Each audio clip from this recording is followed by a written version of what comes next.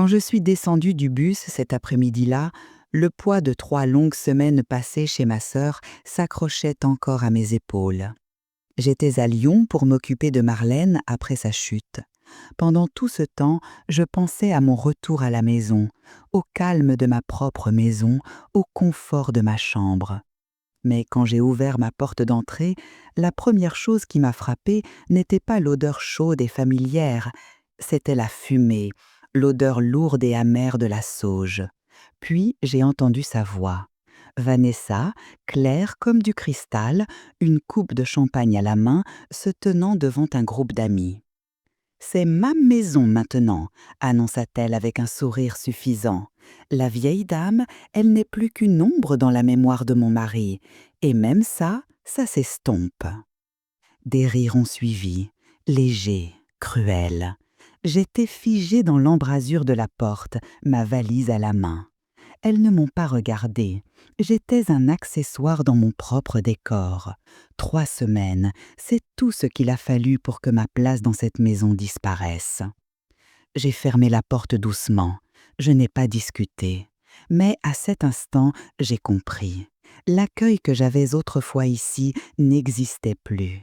Et ce retour à la maison allait tout changer. J'ai traversé le salon. Là où la photo de mon mariage était accrochée, il y avait maintenant une toile géante de Marc et Vanessa sur une plage.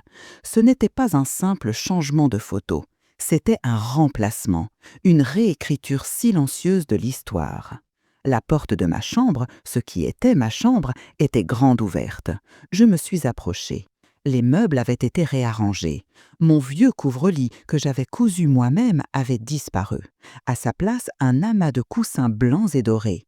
Au-dessus du lit, une pancarte en bois grotesque peinte en cursive, espace de manifestation lui et elle.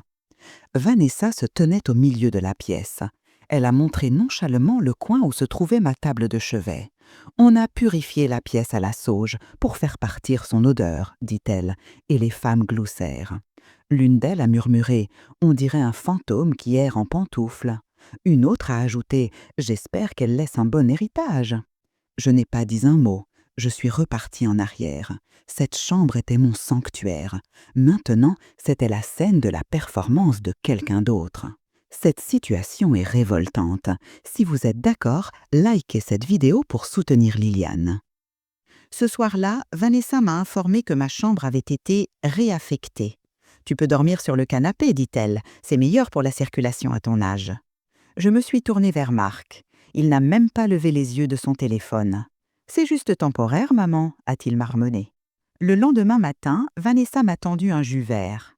Le brunch commence à 11h. Essaye de ne pas être vue, d'accord? Mes amis sont dans le minimalisme. Le minimalisme, c'est ce que j'étais devenue, quelque chose à minimiser. De nouvelles règles sont apparues. Une note sur le frigo, résidents seulement. Le mot de passe du Wi-Fi avait changé. C'est pour les résidents maintenant, dit Vanessa.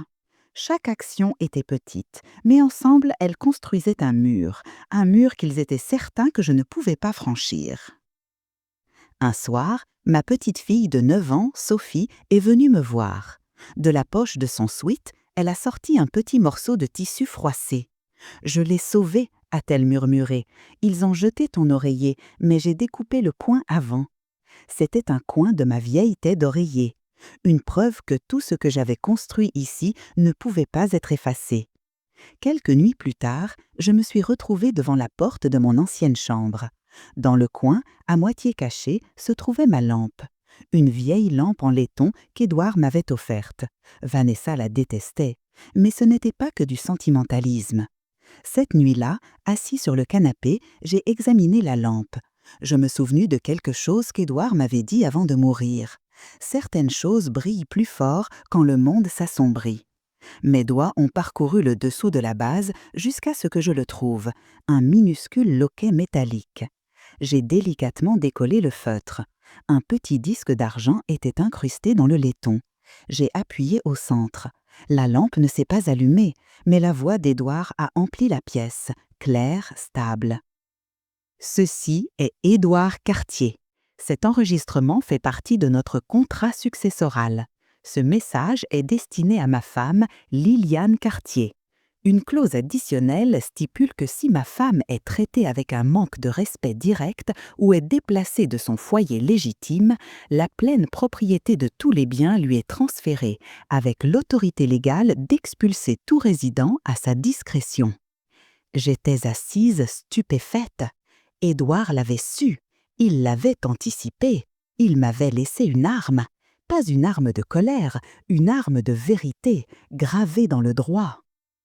Le lendemain matin, j'ai appelé Marguerite Dubois, la plus vieille collègue d'Édouard et l'une des rares personnes en qui j'avais confiance. « Marguerite, j'ai quelque chose qu'Édouard a laissé, vous devez l'entendre vous-même. » 2 jours plus tard, j'ai expédié la lampe à son bureau. Elle m'a appelée dans l'heure.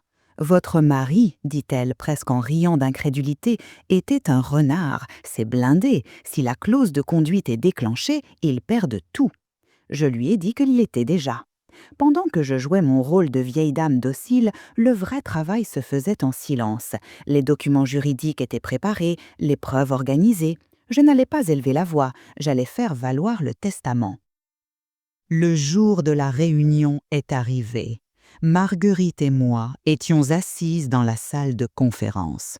En face, Marc et Vanessa. « Finissons-en », marmonna Marc. « Elle veut probablement juste récupérer sa vieille lampe », ricana Vanessa. Marguerite a commencé. « Ceci est la lecture formelle de la fiducie domestique Cartier. La clause 14b, dite clause de conduite, stipule que tout héritier qui soumet sciemment Liliane Cartier à un dénigrement verbal, un déplacement émotionnel ou une expulsion involontaire perd immédiatement et irrévocablement tous ses droits de succession et d'occupation. » Le sourire de Vanessa s'est effacé. Marguerite a inséré une clé USB dans l'écran. Une vidéo est apparue. Vanessa, à son brunch, dans ma chambre. Sa voix a empli la pièce. C'est ma maison maintenant. La vieille dame n'est qu'une ombre. Ensuite, des photos. Le panneau, espace de manifestation. Les notes sur le frigo. Enfin, Marguerite a posé ma lampe en laiton au centre de la table et a appuyé sur le bouton. La voix d'Édouard a retenti, claire, sans équivoque. Le visage de Marc s'est vidé de sa couleur. « Vous ne pouvez pas être sérieux » a balbutié Vanessa. « C'est légal » répondit simplement Marguerite, « et effectif immédiatement. Liliane, souhaitez-vous invoquer vos droits ?» J'ai croisé le regard de Vanessa. Oui, effectif maintenant. J'ai signé les papiers. En un instant, ils étaient coupés. Vanessa a perdu toute prétention. Marc avait 3 jours pour quitter les lieux.